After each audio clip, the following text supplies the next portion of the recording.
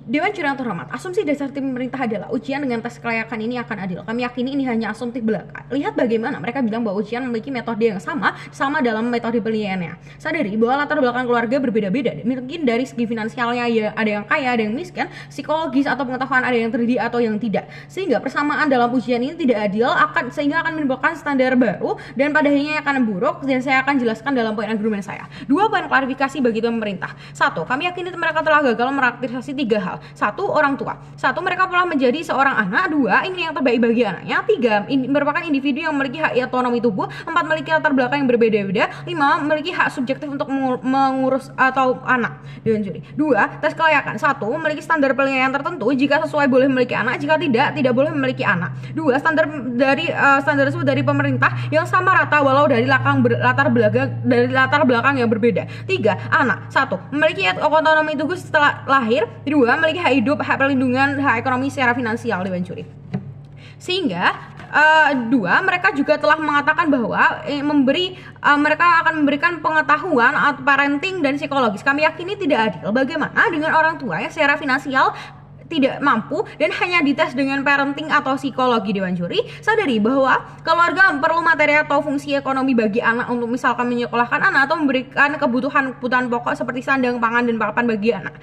Dampaknya pada anak bila orang tua lolos tes namun tidak lolos parenting namun tidak memiliki uang. Pada akhirnya anak akan mengalami kesulitan biaya hidup atau kesulitan dalam memenuhi kebutuhan anak. B, bila pada akhirnya tes tersebut terbayar atau berbayar, pada hanya orang-orang tertentu yang bisa untuk memiliki anak. Pada ini tidak adil karena mungkin hanya orang-orang kaya yang misalkan butuh pewaris saja sebenarnya tidak layak untuk memiliki anak, sehingga mereka bisa membayar dan sehingga ini rentan terjadinya penyelewengan, sehingga mereka telah gagal emosi. Dewan Juri, beralih pada poin sanggahan saya. 1, mereka mengatakan bahwa pemerintah boleh untuk mengatur hak individu. Kami yakini ini sangat jahat. Lihat bagaimana mereka ingin memaksakan sesuatu pada individu dengan tidak memberikan kebebasan atas hak tubuh mereka dan ingin melanggar HAM atau hak tubuh atau hak otonomi tubuh mereka. Dewan Juri, pun jika kebebasan bisa diatasi, kami katakan tidak dalam konteks ini, karena ini hanya bisa ketika bertentangan dengan nilai moral dan melanggar hak orang lain. Ketika hak punya anak atau sadari bahwa hak punya anak ini HAM atau merupakan hak individu setiap orang. Dewan Juri, sehingga pemerintah tidak bisa ikut campur di dalamnya.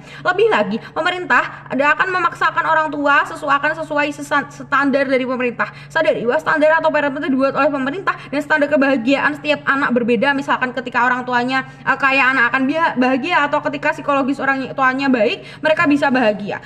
Sehingga menyebabkan adanya standar baru bagi anak atau bagi orang tua itu dan berlomba-lomba untuk mencapai gaya parenting yang tertentu atau yang itu, dan ini akan buruk karena misalkan ada yang harus dilembuti padahal tipe anak juga berbeda-beda. Dewan Juri terhormat, jika tidak seperti itu, pada akhirnya mereka tidak boleh memiliki anak dan ini buruk dan argumen mereka telah patah. Dewan Juri. Lalu kami tetap menolak mosi kali ini dan ingin bertahan pada status quo dengan goal terbesar kami adalah untuk mensejahterakan orang tua dan anak. Beban buktian 2, 1, mengapa tes kelayakan ini buruk. 2, bagaimana dengan tidak mewajibkan anak lebih baik dan lebih eksklusif memberikan manfaat bagi para stakeholder terkait. Mekanisme yang akan saya bawakan adalah menggunakan mekanisme status quo. Bagaimana dalam sisi kami ada konseling pranikah misalkan atau biaya lain seperti medsos sebagai ajian sosialisasi, dan tentunya akan ada pengawasan dalam sisi kami Dewan Juri. Kemudian beralih pada poin argumen saya memiliki satu poin argumen berupa justifikasi mengapa dengan kewajiban tes kelayakan ini tidak dapat dibenarkan. Lihat bagaimana saat ini banyak terjadi kekerasan pada anak, misalkan kekerasan secara fisik dan mental, misalkan fisik secara perilaku abusif dari orang tuanya atau mental yang mengekang seorang anak. Dewan Juri yang terhormat, sadari bahwa Anda tidak bisa mengatur orang untuk bereproduksi, bukan? Sebenarnya mungkin ada orang tua yang tidak layak tapi lolos tes, dan ini malah akan semakin buruk karena ini bisa semakin berbahaya untuk anak. Dewan Juri, sehingga sadari juga bahwa hak otonomi tubuh tidak bisa diganggu gugat. Dan mari kita lihat apa fungsi keluarga. 1, terkait fungsi ekonomi atau secara finansial. 2, terkait fungsi kasih sayang dan pemberian contoh moral yang baik. 3, sebagai agen sosialisasi untuk membutuhkan moral tersebut. Dewan Juri.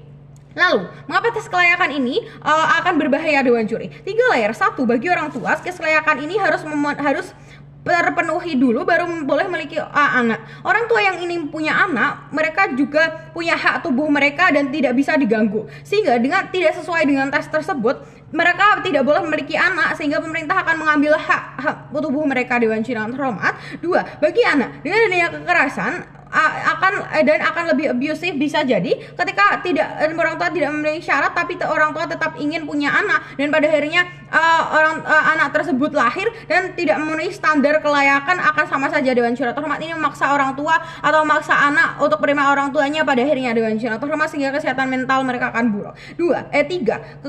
Bagi keluarga atau masyarakat, kelayakan ini akan membentuk suatu standar tertentu, misalkan secara finansial mereka tidak bisa namun secara parenting mereka bisa, pada akhirnya mereka tidak akan berlomba-lomba untuk mencapai standar finansial tersebut Dewan Juri terhormat, sehingga fungsi keluarga tidak akan tercapai. Lalu bagaimana dalam sikap ini akan baik? 1. Bagi orang tua, dengan tidak adanya tes atau tidak wajib memberi kebebasan bagi orang tua dengan pengawasan pemerintah dan sosialisasi, misalkan lewat pranikah atau di puskesmas atau KUA, sehingga pada akhirnya hak tubuh mereka dihargai untuk memiliki seorang anak. Dewan Juri. 2. Anak yang memiliki dampak bagi masa depannya berkembang secara seperti anak pada umumnya, sehingga kesehatan mental mereka akan baik, hubungan keluarga mereka akan baik, sehingga sadari juga bahwa sifat anak memiliki sifat alaminya masing-masing Dewan Juri pun, sehingga perlu metode berbeda-beda, misalkan harus lembut atau agar tidak mudah tersinggung, atau misalkan harus keras agar anak tersebut tidak menjadi anak yang manja. 3. Bagi keluarga dan masyarakat, fungsi keluarga kami yakini akan tetap tercapai,